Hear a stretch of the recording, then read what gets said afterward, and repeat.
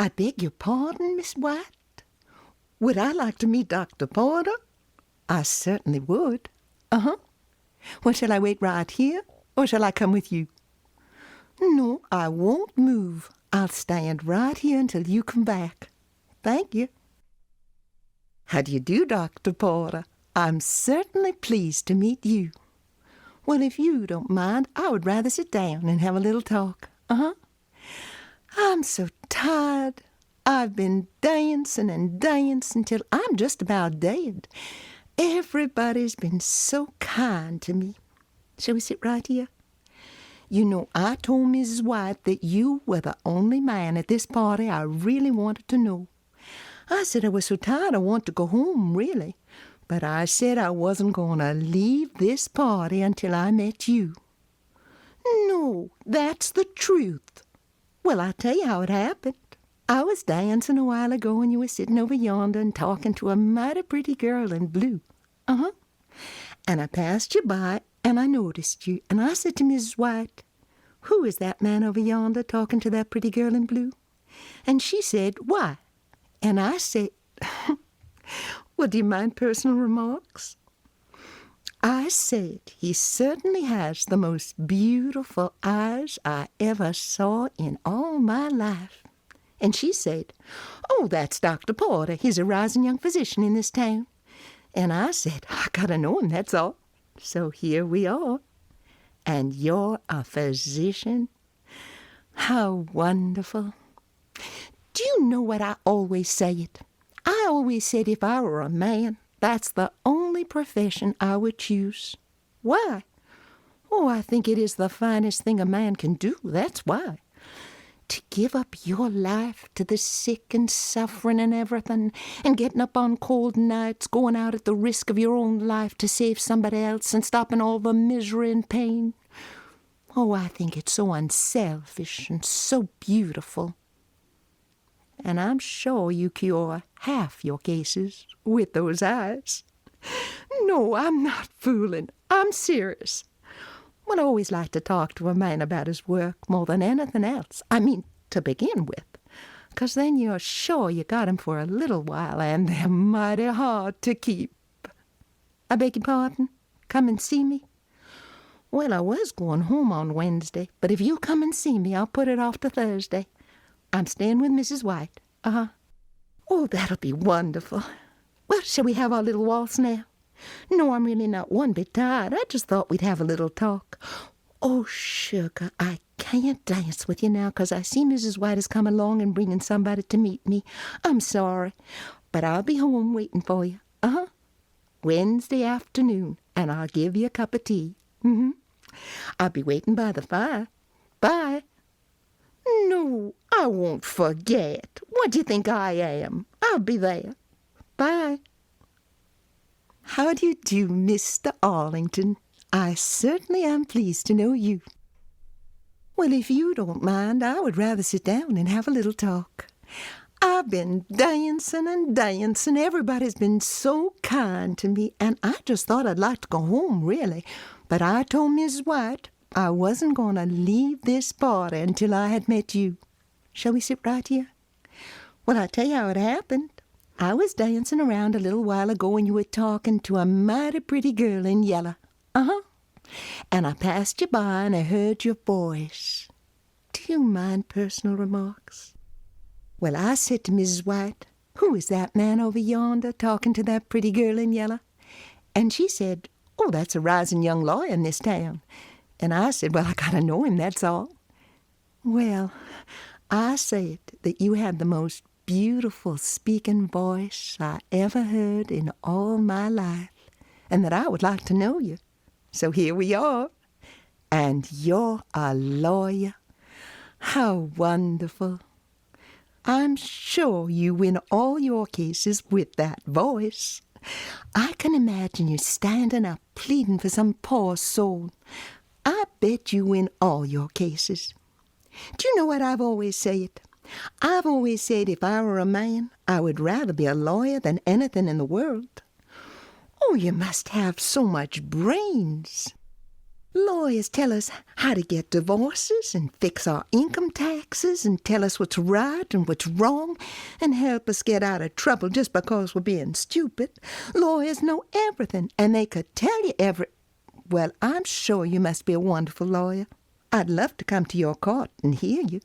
I could? When? Thursday morning. Well, I was going home on Thursday, but I declare if I can come to court to hear you, I'm going to put it off till Friday. I wouldn't miss that for anything. I wouldn't get arrested or anything. Yes, I'd love to have a little waltz. No, I'm really not one bit tired. I just thought I'd like... Oh, sugar, I can't dance with you now. I've got to meet somebody. But I'll be waiting for you Thursday morning. You'll come and fetch me? Uh-huh. Thank you kindly. I'll be there. 10 o'clock, waiting for you.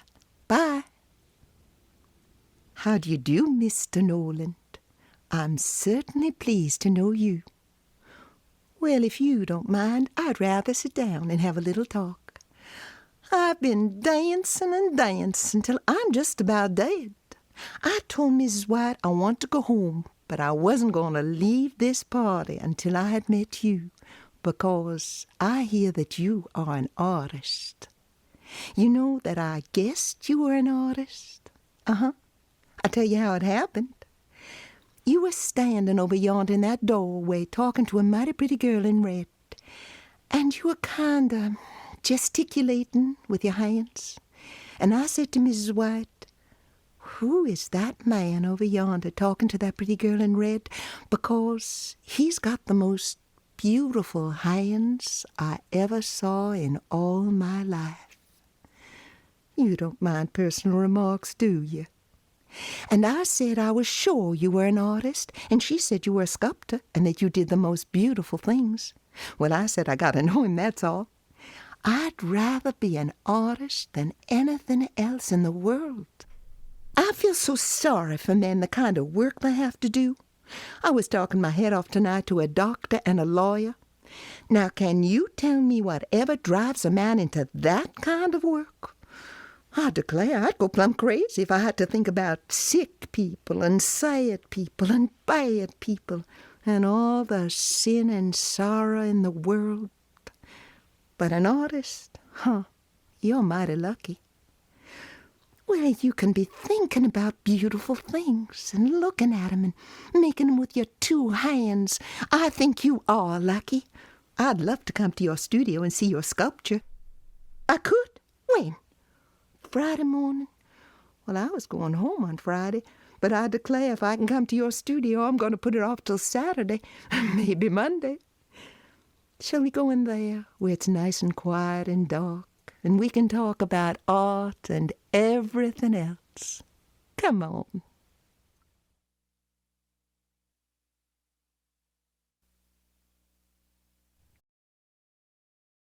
Come on, Rosie. Sadie, come on. What do you want I do? I always tell the truth. Always. Good morning, Judge. Good morning. My name? My name is Anna Abrams. Anna Abrams. I'm 79 years old. 79. I'm 80 next week, but this week I'm 79. I live at 164 Orchard Street, New York City. 164, that's right. For 25 years I lived there. That's my home. 25 years. I come here this morning, Judge, please, to ask you to tell my granddaughter she got to stay home and work. Oh, she wants to marry. She wants to marry and go to the West and leave her mother and me to starvation. I'm an old woman. I'm 80 years old. You couldn't expect me to work. And my daughter... Oh, my daughter, she got a heart trouble. She got an arm that's paralyzed. She couldn't work. Nah, she's too sick. She couldn't work, and we couldn't live without Rosie. She keep us now for 2 years. Now she wants to go away and get married. Why she wants to go away and get married? We got a nice little home. She's too young to get married. She got no heart. She go to the West and she leave us on the street and starve, and she don't care. She's a bad girl. She need to be told by the judge she need to stay home. They give her a good education. Now she must keep us. Well, she's a bad girl, Judge, because she run around crazy with all those wild boys and girls. She think only have a good time. She waste her time, she waste her strength, she waste her money, she buy all those silly things. She go to the movies every day. She go dancing every night. She waste her strength, she waste everything, and she run around. Eh? Oh, that young man is no good. That's why I don't want she should get married, because that young man is no good. No, he don't work. I keep a wife. He don't work, and he drinks. He make a very bad husband. If she wait, she get a better man. Oh, when I see a good man, I bring him home. I find her a good husband. When I see this man, I bring him home. We're all happy together, the four of us. Eh? Sit down. Don't listen to what I say. It's the truth what I tell you, Judge. I'm an old woman. I know what's right. Rosie, she's too young to get married. She don't understand nothing. We got a nice little home. She should stay home. Oh, he don't listen to what I say. He don't pay no attention to me. Nothing. Good morning, Your Honor. My name, Sadie Greenman. Sadie Greenman. Yes, sir. I'm 47 years old. I'm 25 years married. I have 3 children, 2 sons and 1 daughter. Yes, sir. Well, one son, he has got tuberculosis and he couldn't work. He's in the sanitarium. And my other son, I don't know where he is. He ran away and he doesn't write. And I don't know where he is. My husband, oh, he's dead. My husband is dead now 14 years. Me? Work? Yes, sir, I did work. I worked for 12 years in a box factory. But now I couldn't work no more. Oh, I've got very bad heart trouble and my arm is paralyzed. I couldn't work no more. My daughter Rosie supports me and my mother. Yes, sir. For 2 years now she has kept us. Judge, I did all I could for my children. I sent Rosie to a business college when she finished public school, so she could have a profession. Yes, sir, she has a wonderful job, and she has a good salary. She likes her work. She's doing so well. But now she wants to go. Yes, sir, she wants to marry and go to the West. And then my mother and me, we would have to go to a home for old people. Oh, no, sir, I have no money saved. We couldn't live without Rosie. Well, I don't want she should leave us. We got a nice home. So I come here this morning, Judge, please, to ask you to tell my girl she should stay by us. No, sir, I don't like this young man. Well, he don't work. He don't seem to try. And he drinks. Yes, sir, he drinks. I'm afraid he would make a very bad husband. Well, I know it's hard for Rosie. But I think it's worse if she marries this fella. Yes, Judge, that's right. You should speak to her. But please, Judge, tell my girl she should wait only. She is so young. She don't understand what is life. And she owes me something after all I have done for her. Thank you, Judge. Good morning, Your Honor. My name, Rosie. Oh, I beg your pardon. My name is Rose Elizabeth Greenman. I always forget. Everybody calls me Rosie. Generally, when anybody asks me my name, all I say is Rosie. I'm 19 years old, but I'm going to be 20 next week. I'm going to be 20 the very same day my grandmother's going to be 80. I'm going to be 20. Yes, sir, it seems funny. We celebrate together. My grandmother is exactly 60 years older than I am. We always have a party every year. We do. We live together, the three of us. We live at 164 Orchard Street, New York City. Yes, it's a very nice little apartment. I support them. For 2 years now I have kept them. Yes, sir, I'm a stenographer. I've got a very good job. I've been very lucky. I get a very good salary. Yes, sir, my boss is very nice. Oh, I love my work. Yes, sir, I certainly do. I enjoy it. It's very interesting work. Pardon me? Happy? Do you mean happy home? Oh, yes, indeed. We get along fine. Oh, I am devoted to my mother. Yes, and my grandmother, too. Pardon me? Yes, sir, I do. That's true, too. I want to go away from here and get married. See, I want that my mother and my grandmother should go to this home for old people, and they do not care to go. Well, you see, Judge, I took a lot of trouble. My young man has a wonderful chance to go to the West, and of course I got to go with him. And so I want that my mother and my grandmother should go to this home. I was looking for a nice place, and I didn't like a lot of the places I seen. I didn't like. But then I was very lucky. I found this place, and really, it is beautiful. And I think they'll enjoy it once they get used to it. Oh, it's not very far away. No, sir.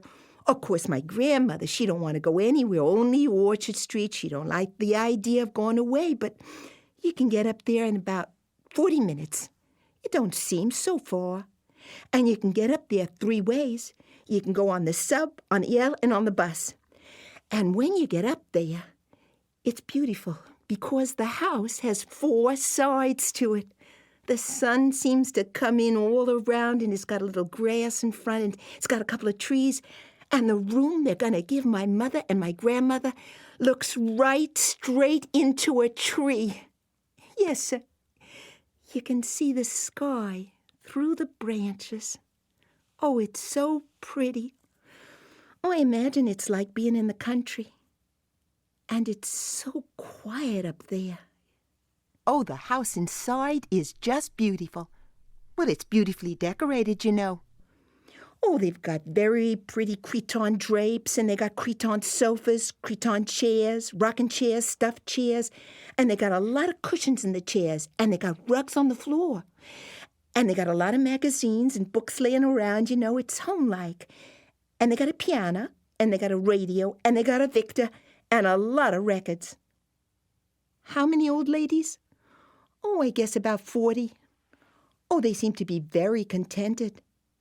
Well, they were sitting around the way old ladies do, and they were talking, knitting, crocheting. One of them was singing at the piano. Yes, sir. And I think my mother will be very happy there because my mother, she likes beautiful things the way I do. And the house has got lots of pictures on the walls. Pardon me? What kind of pictures? Oh, they got a big variety. Somebody gave them a lot of pictures, and they hung them all over the house, and it's very interesting. You want me to tell you about the pictures? Oh, yes, sir. If you're interested, I'd be very pleased to tell you. Well, I was looking at them, and the lady that was showing me around, she was telling me about them. In the front wall, when you go in, the first thing you see is Niagara Falls. And really, you think you were there. The water appears to be coming down from the ceiling to the floor. It's just very realistic, you know. The falls is all around the hall. And then in the dining room, they got a picture of George Washington, and he is in a boat. Well, he's going somewhere with a lot of fellas pulling on the oars, and there's ice in the water, and he's standing up, the general, with a 3-cornered hat. Where was he going? I guess you got me there, Judge. I don't know where he was going. Crossing the Delaware River, going to the Battle of Trenton? Oh, thank you. I'm glad you asked me. Now I will remember. And did he win the battle? Oh, good. He looked so worried. And then in the sitting room, they got a picture of a cathedral, and that is in France. I thought it seemed kind of funny. The two spires is different. One is very fancy and one is very plain. The lady was telling me that it was one of the most famous cathedrals in the world, and she says the walls is mostly glass, and it was built nearly 1,000 years ago and never fell down yet. She says it's wonderful. She says when you go inside and look through those windows that it seems as if you're looking through jewels. Yes, sir, I'd like to go over there. It's all carved, by hand, out of stone. The saints and angels walking all over the doors. It's beautiful work. And then in another room, they got a picture of a garden, and that's in England. It's all in color. Oh, it's so beautiful. It's just a lot of flowers, tons of flowers on the sides of a path going down the middle. And there's a little house on the hill with some sheep. It's awfully pretty over there. Am I fond of flowers? Oh, I am. Yes, sir. I often go uptown, seeing them in the florist shops. But all those flowers grow under glass, in those glass houses. And I guess in England, those flowers all grow outdoors. No, sir, I was never in the country. I was down in Coney Island, but you don't see any flowers growing down there. Well, you see, Judge, I can't give him up. I gotta go, because he has a wonderful job out there. Well, my grandmother didn't mention it because she don't want that I should go, and my mother don't seem to think that it's a very good plan, but I think it's a wonderful opportunity. Yes, sir, I'll tell you about it. Well, you see, my young man, he has got an uncle, and he is not personally acquainted with the uncle, but he's got a beautiful letter from him. Well, when the uncle heard we were going to get married, he wrote us a letter and said he would like us to come out there and bring me and make our home with him. He'd got a ranch. I guess it's like a big farm. Oh, way out in the west. I don't know just where it is, but it's all wrote out in the letter. Yes, sir. It's very, very far. He says he's going to send us the money for the ticket, and all we have to do is go to the Grand Central Station, buy the ticket, get on the train, and go. Oh, you go for 2 days and 2 nights, steady going. And then you get somewhere, but that ain't it. No, sir. You get out, and you go to another part of the city, and you get on another train, and you go for 2 more days and 2 more nights. Altogether, it's 4 days, 4 nights, steady going. Yes, sir. But in the end, you do get there. Oh, he says it's beautiful. Only he says when you get out, there's nothing to see, only just land and sky. He says you can see very, very far, but you can't see nothing but land and sky. We're looking forward to it. No, sir, we don't know nothing about it, but we can learn. We're both young, and my young man is very bright. Yes, sir, he's very ambitious. Afraid? Why would we be afraid? No, we ain't afraid. We'll be together, and it'll be very interesting. Well, that's true. It won't be much use being a stenographer, but I can cook pretty good. Yes, sir, my mother taught me. Well, I'm glad now. I think when men works hard all day, they like to come home and find a girl waiting for 'em with a nice hot supper ready. I'm going to do my best. And I'm going to try to fix the place up. I think if I take out some cretonne and I'm going to try and get a few pictures, it'll make the place look more home-like, I'm going to fix it up like that place I was telling you about. Yes, sir. Pardon me? Oh, I will. I'll miss my mother. Something terrible. I never left my mother before. I know I will miss her. I'd take my mother with me if she'd go, but you see, she won't leave my grandmother. No, sir, she won't leave her, and I couldn't take the 2 of them. No, sir, I don't think it'd be right to take the 2 of them. Well, because it's just a little bitty house, and they couldn't sleep outdoors, and I don't think it's right to take 3 when they're looking for 1, Well, you see, Judge, there's not a word of truth in what my grandmother says. Well, it's not true. He's a very fine fella, that's why it's not true. He's a very fine fella. He's 23. 23, yes, sir. Well, he ain't always had work. He was very unlucky. He never seemed to land a job. And there's a lot of fellas who ain't had work.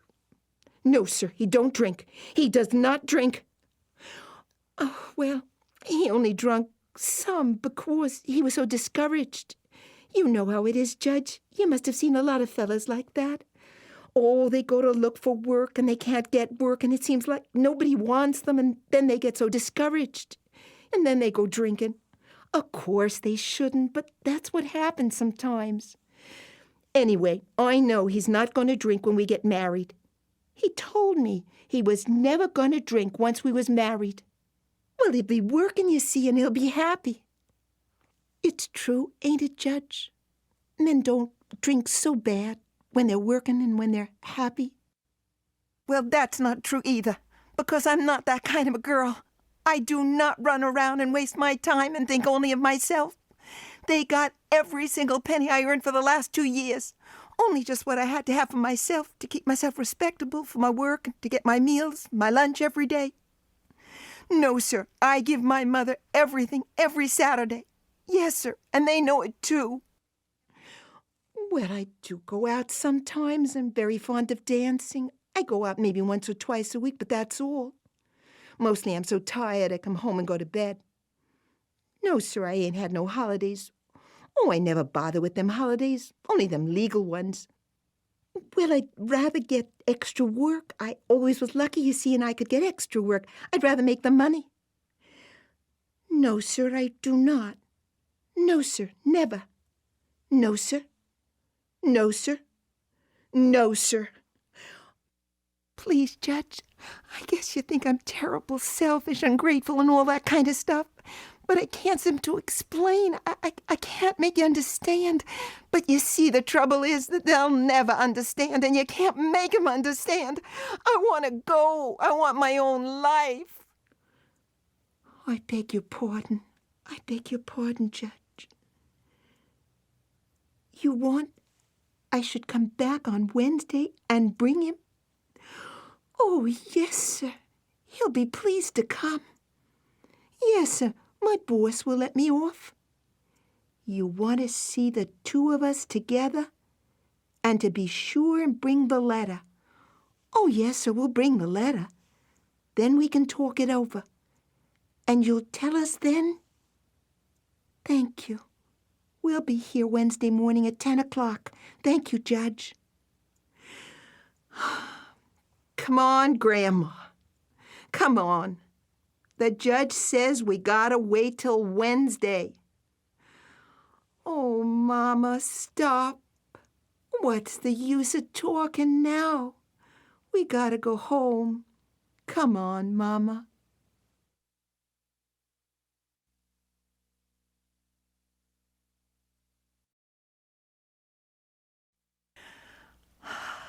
I'm so discouraged. I simply can't get it. Oh, it's the very worst thing I've done. Well, you see, I started all wrong, and it's so terribly difficult to get a thing right if one starts all wrong. Oh, but it's very badly drawn, darling. It's frightfully badly drawn. You see, I started to paint too soon, and now it's too late. Well, the whole thing is so flat. I can't get any perspective. Well, those mountains should be miles and miles away, and I've got my mountains under my arch. The colour's dreadful. Let's have a look at yours. Oh, it's lovely, darling, it's lovely. The very best thing you've done. Oh, don't touch that. No. It's perfect. Your highlights are perfect. Oh, my dear, there's no comparison. Mine is frightful. Well, you see, your colours are awfully good. You've got that lovely blue. You've got that wonderful atmosphere. Your mountains are miles away. Of course, you've got in all your yellows, and that does change the values, you know. Well, I want to put in Barbara's skirt, but I find I've not got any chrome on my palette. Would you lend me some? Oh, thank you, my dear. Oh, what a lovely fat tube. I never get tired of squeezing paint. Thank you so much. I'll use my favorite brush. Lovely brush. I think I shall sketch it in very roughly, because I have an idea that a big splash of yellow may pull the whole thing together. It's no better. Oh, I shall give it up. There's no use going on. Everything I do makes it worse. Let's go. I'm going to drag you away. No, you might spoil it, and it's really one of the very best things you've done. It's terribly clever. Let's go. Aren't you tired? My dear, we've been here a good 3 hours, and there comes that horrible old beggar. Do let's get along. And 20 tourists are coming up the nave. Let's get away before they start staring. Do you know what I plan to do next? If I can possibly finish this and make a decent copy, I shall start on Botticelli's Primavera.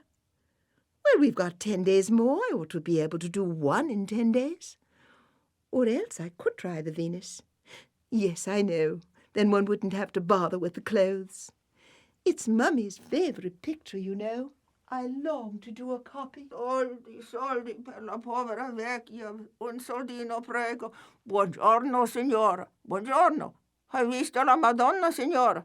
La Madonna della Misericordia, la più bella Madonna d'Italia. Molto conosciuta questa Madonna. Sì, signora, molto conosciuta. Sì, signora, la più bella Madonna d'Italia. Americana lei? Inglese? Ah, parla bene italiano. Signora, qualche cosa per la povera vecchia, un soldino prego, per l'amor di Dio. Sono molto vecchia, molto povera, conosco la miseria. Ah, grazie, signora, buona fortuna, la benedica sempre, tante grazie. Arrivederla, signora. Grazie. Gretel, komm, such nicht weiter. Hier ist das Bild. Jawohl, ich bin ganz sicher. Ich habe so oft davon Fotografien gesehen. Ist es nicht wunderschön? In der ganzen Welt ist es bekannt. Sehr berühmt ist das. Wo ist der Willi? Er sucht auch?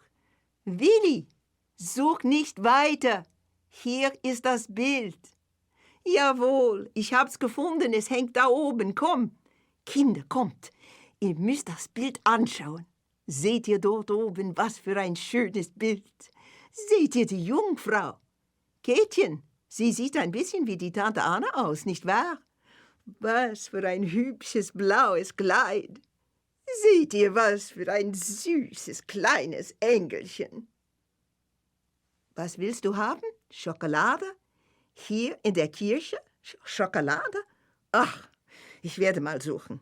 Nein, es ist ganz leer. Aber morgen bekommt ihr was. Sch, passt mal auf.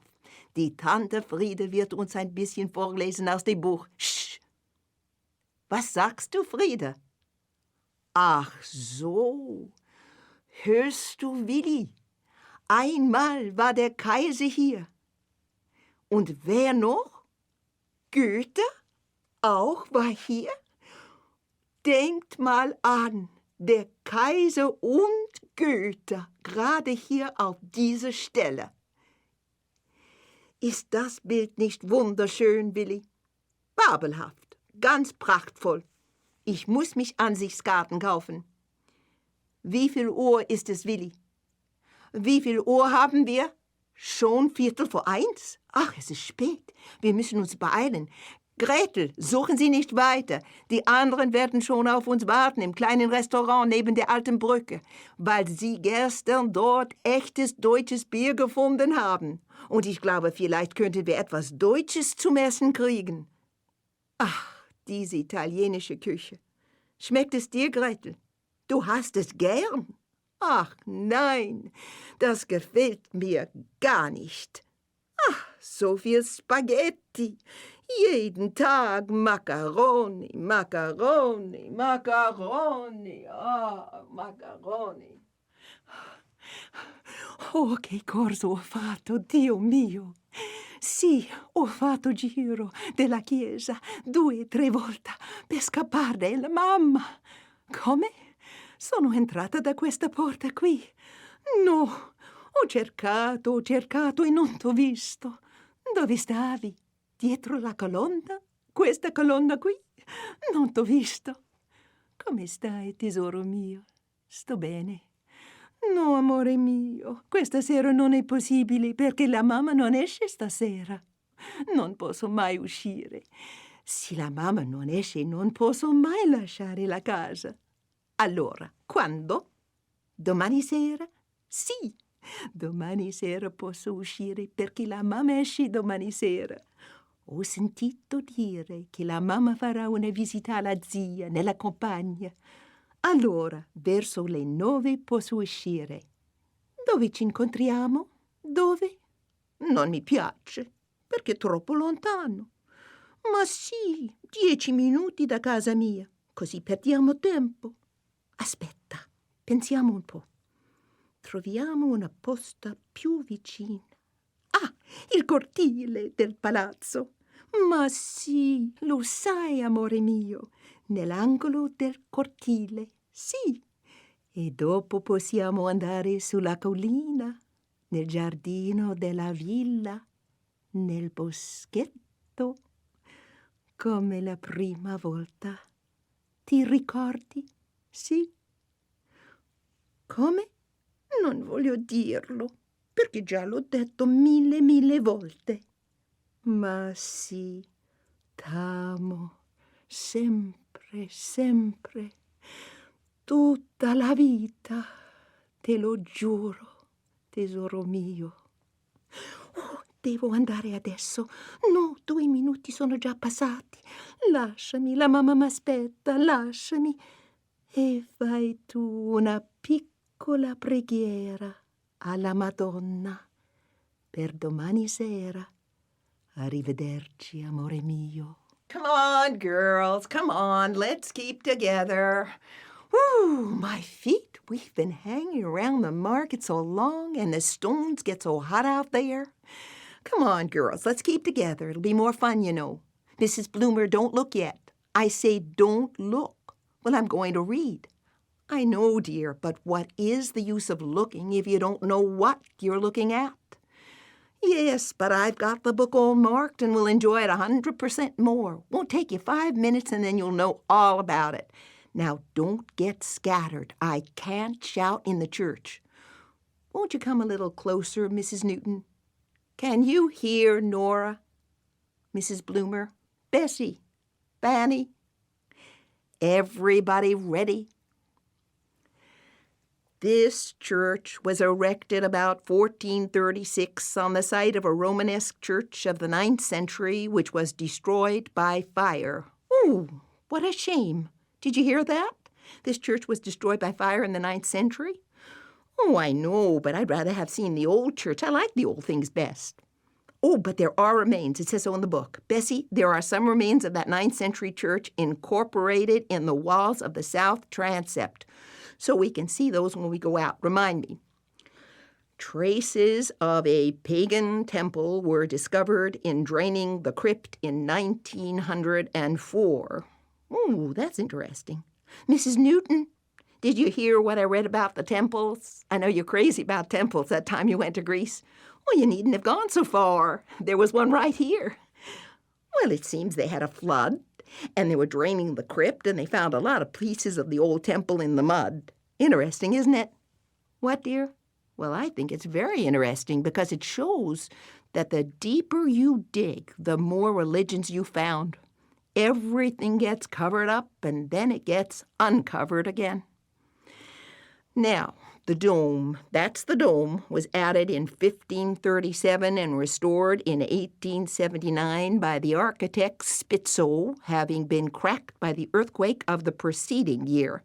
Now, what year was that? Well, never mind, they tell you so many things. He did a good job anyway. You can't even see the crack. In the pavement to the NE. What's NE mean? What's it stand for, NE? Northeast? Oh, that's right. Well, that's over there. And we'll get Ethel to look for it. She always finds everything. Oh, she wanders away just when you want her. Ethel. Say, Ethel. Ethel, I can't shout. Bessie, poke Ethel. Ethel, will you look around, dear, where you're standing and see if you can find a little piece of brass inlaid in the floor? Well, it's in the book, and we ought to find it. It's important. She'll find it. She always finds everything. Whew, hot, isn't it? Very warm. You think it's hotter today or yesterday?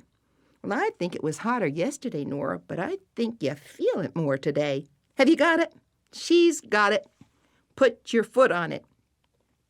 That little slab was placed there in 1611 for the purpose of making observations through a corresponding aperture in the dome.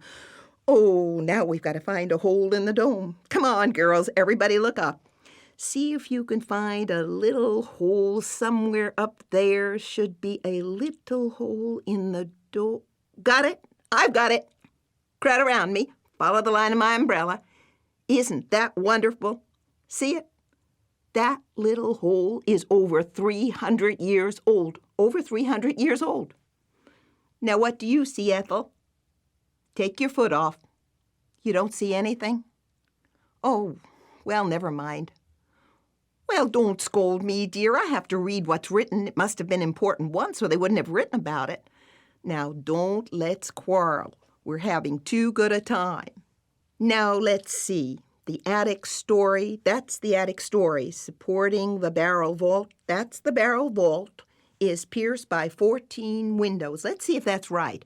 1, 2, 3, 4, 5, 6, 10, 11, 12. That's perfectly true. There are 14 and supported by 36 columns. Don't bother, Nora, it's too late. On which the architrave rests.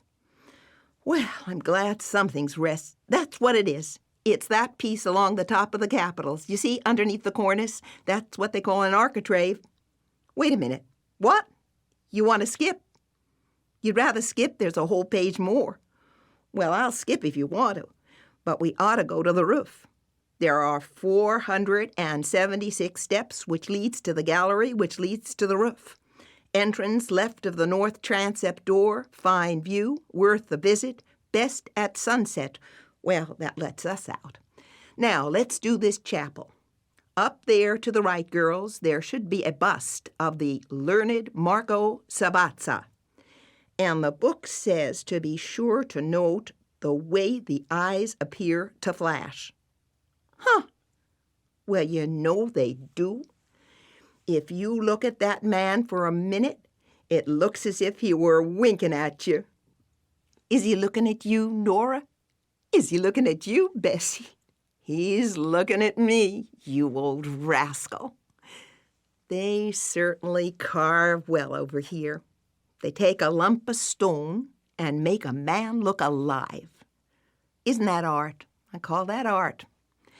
To the left is the monument of General Carlo Trembolo, who fell in the Battle of Scarputra in 1427. His little dog, said to have followed him on the battlefield, lies at his feet. Oh, isn't that the sweetest story? Mrs. Newton, did you hear what I read about the little dog? I say, did you hear what I read about the little dog? Well, it seems that little dog up there in the statue loved his master so much in 1427 that he followed him onto the battlefield, and the poor little fellow was killed, and they put up a tomb. That's his. Yes, they memorized the dog. That's his little tomb up there by his master. Poor little faithful friend. I bet that makes you homesick for Laddie. You must miss Laddie terribly. Fanny, do you know Mrs. Newton's little dog, Laddie? You don't know Laddie Newton? Oh, he's the cutest dog you ever... Mrs. Newton, tell Fanny how many tricks you've taught Laddie. How many? She's taught him 17 tricks. Tell him about the banana. Oh, go on. She's shy, I'll tell you. This dog of hers comes into the room holding a banana. What? Oh, all right. There are some fragments of frescoes on the walls, possibly an early work of Arnolfo, I can't pronounce his name, Anyway, they're restored, and they're not sure they're his, so let's leave them alone. Come on, girls, let's do the altarpiece now. But that's what we came to see, dear. This is the masterpiece of our pet, Giacomo Palli. You know we liked everything that we've seen of his, and this is considered his greatest work. It says so in the book. It says, undoubtedly the finest Giacomo Palli in the world, considered to be his masterpiece and in a state of remarkable preservation. Come on, girls, it's right up here over the high altar. Oh, I'll say that's a masterpiece. It just takes your breath away, don't it? Mrs. Bloomer, you'd know that was a masterpiece, even if you'd never heard one word about it. Oh, yes, you would, Bessie. Well, it's hard to explain, dear, if you don't feel it. But there's always something about the great things that just gets you, and that picture has got it. Well, you see the effect it had on all of us. Nobody said a word. You don't want to speak. You just want to try to remember. Did you ever see such color? Look at the way those colors glow. About 500 years. 500. Oh, look at that sky and the mountains miles away. And see the little flowers in the grass. Look at the way that marble is carved. Couldn't you just feel it with your fingers? Oh, and the trees against the sky. And those beautiful fabrics. Look at the brocade and the golden embroidery. Fine heads, aren't they? They must be portraits. Beautiful people. And then your attention goes up and up, and there she is, the Madonna of Mercy. Misericordia means mercy, girls. I looked it up in the dictionary. That's what the word means, mercy, yes. Isn't she lovely? Look at those outstretched hands. Seems like she's sorry for everybody in the world. Oh, and look at the little angels. Aren't they darlings? Aren't they the cutest things flying around in the sky? Mrs. Bloomer, did you see the angels? Did you see the angels? Aren't they lovely? I bet you anything those angels are good. Now, wait a minute, I'll look it up. I bet you they are good. They are. The angels are double-starred. Mrs. Bloomer, the angels are double-starred. Oh, everything is starred, dear. The church is starred and the altarpiece is starred. But the angels are double-starred. That means they're very, very good. I'm glad I guessed right. You know, it makes you feel good to guess right. They certainly are wonderful. But I wish I knew who all the saints were. There's one I do know, St. Lawrence. See him with his gridiron? Well, you can call it a little grill or gridiron. Well, he was always painted with that because he was broiled, dear. He was broiled, and that's the sign of his martyrdom. Yes, the artists always paint him with a little grill. You know, that reminds me of my cousin, Mrs. Bloomer. Did you ever know my mother's cousin, Effie Brown, from Omaha? Well, her son was Larry Brown, and we nicknamed him St. Lawrence because he used to cook steaks for us when we went out on picnics. We'd make a little fire on the edge of the lake out of pine cones and twigs, a nice bed of ashes, and Larry would come along with his old grill and cook us steaks. My, they were the best steaks you ever tasted, all cooked out of doors, you know, in the sun, so sweet and nice and juicy. Well, never mind, they have art over here, and that's what we came for.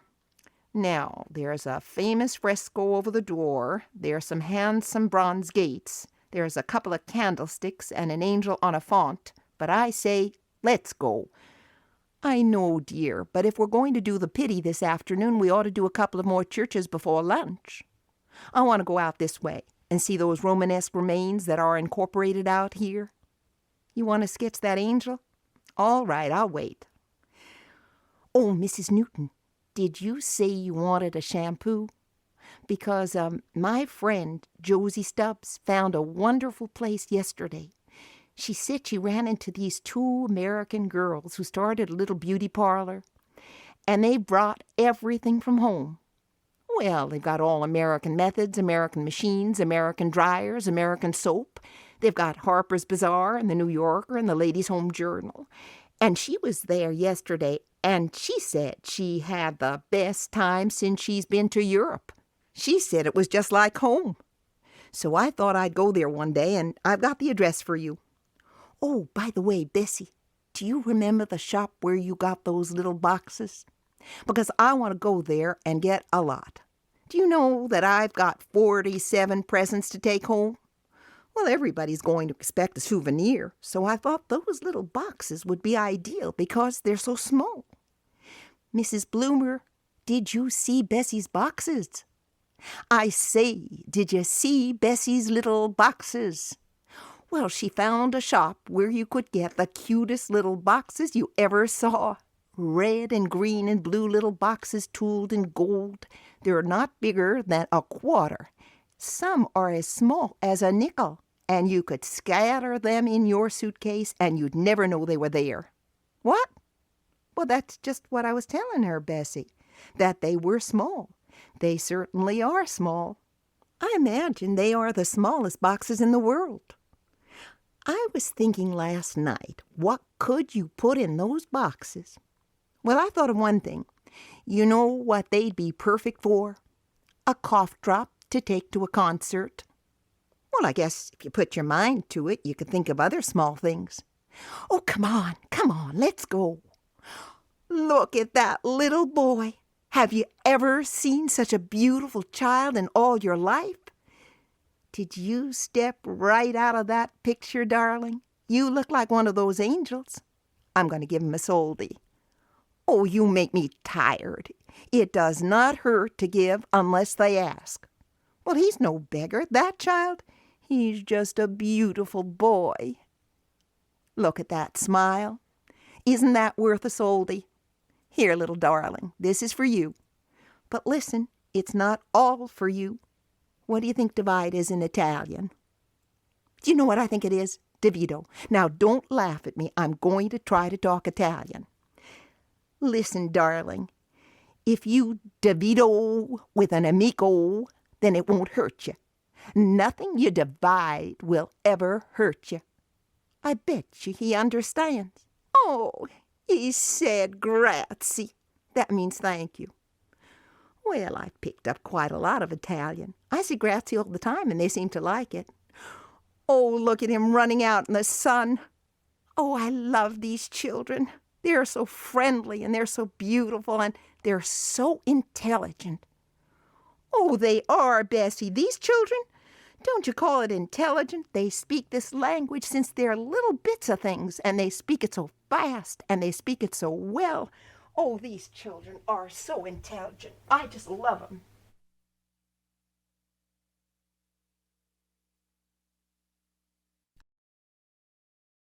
Are you coming, Mrs. Kelly?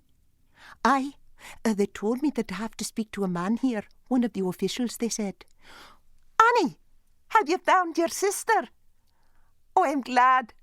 I'll write you. As soon as we're settled, you'll come down to see us. The best of luck to you, Annie. Goodbye. Which gentleman is it, Mrs. Kelly? Oh, Charlie, and Nora and Mrs. Brown. Oh, I hate to say goodbye. I'll miss seeing you every day. I will, I promise. I'll write you and you'll come down to see us. I want you to meet Sandy.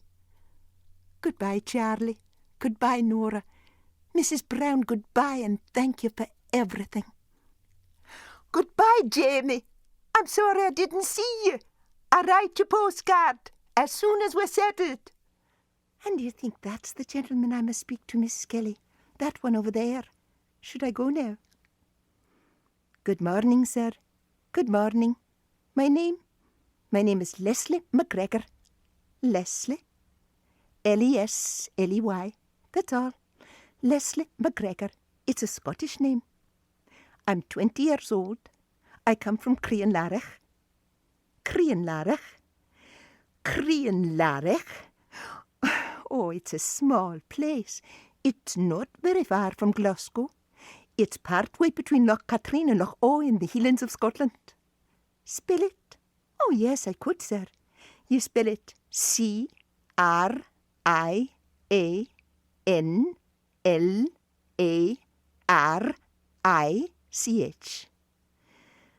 Yes, sir, I've come out to marry. Oh, he's here. Oh, yes, sir, I know him. His name is Mr. Alexander McAllister. He comes from Crianlarich. Well, you see, he left home 3 years ago, and when he had enough money, he was to send for me, and so now I have come. No, sir, I'm alone. Well, I have my friends on the steamer, but I'm alone. Oh, but he'll be here the day to meet me. Oh, yes, sir, he knows I'm coming. I'm sure he'll be here to meet me. I beg your pardon. Am I what? A polygamist? Mrs. Kelly, am I a polygamist? Whatever is that? Me married? Oh, no, sir, I'm not married. Anarchist? Is it the religion? I'm a Presbyterian. In prison? Have I been to prison? Oh, well, we have no prisons in Crianlarich. Asylum? Do you mean where the poor daft people go? No, sir, we have no asylum in Crianlarich.